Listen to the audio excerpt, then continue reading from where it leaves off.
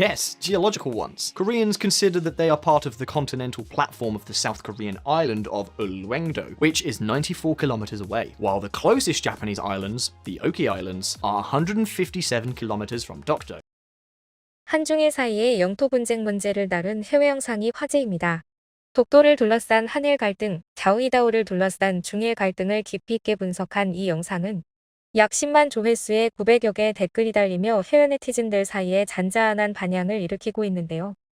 특히 진행자가 시 오브 재팬이 아닌 이스트 시, 다케시마’가 아닌 독도 명칭을 사용하는 모습이 인상적입니다. 영상 내용 중 독도에 대한 부분과 이에 달린 해외 반응을 차례로 보겠습니다. Problem, if we can call it that, is that in this part of the world, along with the territorial issue, there is a component of honor, nationalism, and a feeling of a need for self-defense that has a lot to do with the dark events of the 20th century, events that occurred less than 80 years ago. The other major conflict is that of the Dokdo Islands, which directly involve South Korea. And let's just say that these two countries get along like cats and dogs. Listen up. Although it may seem strange to us, both governments spend millions of dollars every year to promote Dokdo sovereignty, have institutional websites of their respective foreign ministries trying to explain the whole thing, and even put ads on the streets or in the subway. Yes, it may seem that in this part of the world, they're kinda touchy. And what can I say? You're right. In the East Sea, between the Korean peninsula and Japan, there is Dokdo, just 2 islets, and a handful of rocks that have nevertheless become one of the most characteristic patriotic symbols of South Korea. But how on earth could 2 pieces of rock in the middle of the sea, where there is practically nothing going on, have become an entire modern symbol of anti-Japanese resistance? Well, to understand this whole thing, I think we have to take a little look back at some history. The Dokdo Islets are also known internationally as Liancourt Rocks, or Takeshima in Japan. They are mentioned in ancient writings that mention that the islands belonged to Korea as early as 512, during the time of the Korean Silla Kingdom. In 1905, during the Russo-Japanese War, the Empire of Japan occupied them, and shortly after, in 1910, they were annexed like the rest of the Korean peninsula as the Japanese Empire's own territory. That is why, for Koreans, Dokdo symbolizes the first territory to fall victim to the Japanese occupation of 1910, and for them, it is part of the territories colonized during that time. The fact is that, once again, after the fall of the Japanese Empire in 1945, these islets were once again in Korean hands, or at least, that is what the Koreans believed. However, for the Japanese, they were no more than terra nullius, or no man's land, and therefore, they could still claim them. But didn't the decolonization of Korea and the dissolution of the Japanese Empire determine Dokdo's future? Well, look at what Article 2A of the Treaty of San Francisco said.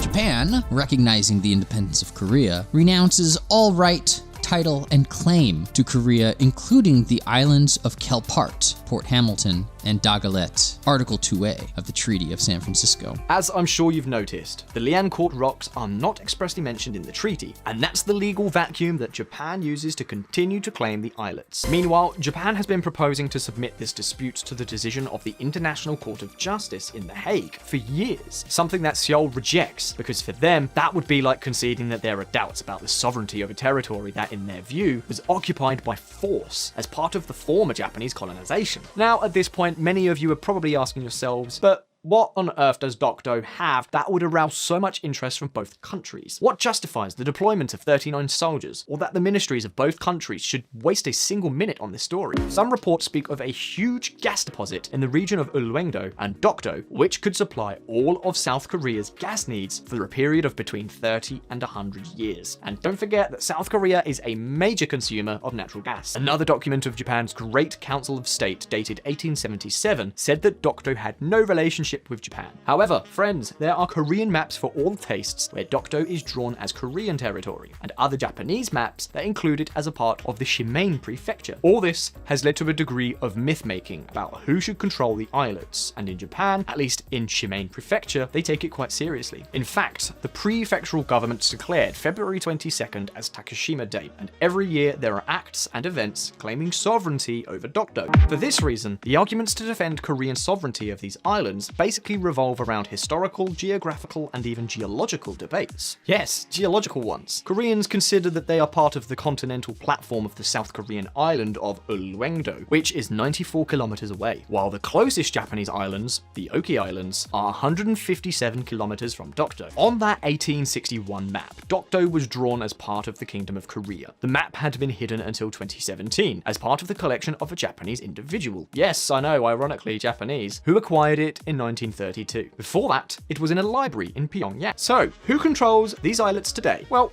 right now, it's South Korea.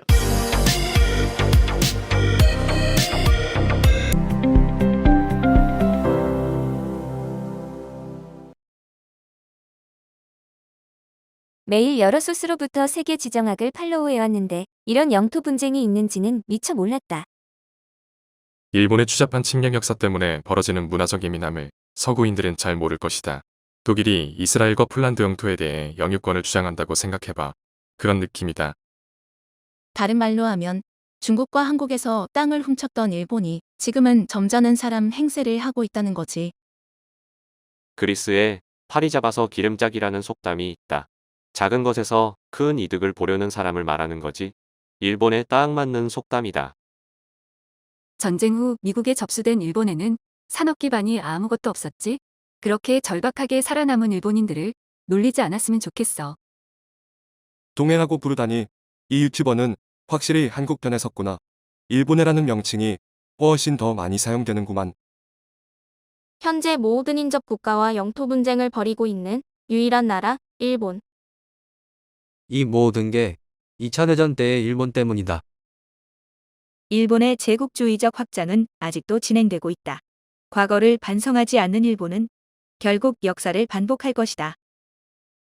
다케시마는 한국에 빼앗겼고 많은 일본인들이 북한에 납치됐다. 일본은 더 이상 과거의 일본 제국이 아니야. 한국과 일본은 이제 너무나 발전한 것 같다. 바다 한가운데 있는 바위섬을 두고 이렇게 싸울 여력까지 생겼으니. 나는 뉴저지 한국인 거주 지역에 사는데 나갈 때마다 독도 스티커 붙인 차들을 보게 된다. 일본에 와보면 독도 영유권을 주장하는 이벤트가 없다는 걸 알 수 있다. 지하철 광고도 없지. 이 문제에 훨씬 열심인 건 한국 쪽이다. 넓은 태평양을 놔두고 한국에 더 가까운 작은 섬을 욕심내는 일본. 지하철 좌석을 다 차지하고 누운 남자가 반대쪽 좌석까지 차지하려고 발을 뻗는 거나 마찬가지다. 쩍벌남 일본. 일본은 한국에 대한 애니메 수출을 금지해야 한다. 오래지 않아 한국이 항복하겠지? 가미카제 일본의 부활을 기다린다. 수소폭탄을 준비할 때인가? 일본의 속마음은 아직도 제국주의인 것 같다. 한중일 같은 아시아 강대국들끼리 서로 싸우지 말고 서구에 대항하기 위해 단결해야 한다. 필리핀으로부터. 미국이 지는 애라고 말들을 하지. 이런 영상을 보고 나면 우리 미국은 제 발등을 찍는 정도이지만 다른 강대국들은 영토 분쟁에 휘말려 있는 걸 알 수 있다. 미국이 헐 났다. 바이든 행정부가 한국과 일본을 테이블로 나오게 해서 잘 해결해 주길 진심으로 바란다. 가까운 장래에 일본은 몰락할 것이다. 추락하는 경제, 줄어드는 인구, GDP의 3배가 넘는 부채, 그리고 인접국들과의 영토 분쟁이 일본을 파괴할 거야. 일본의 젊은이들이 안 됐다. 스스로의 경제를 무너뜨린 건 일본 정부였지. 오늘 영상은 여기까지입니다. 구독, 좋아요, 알림 설정으로 응원해주세요.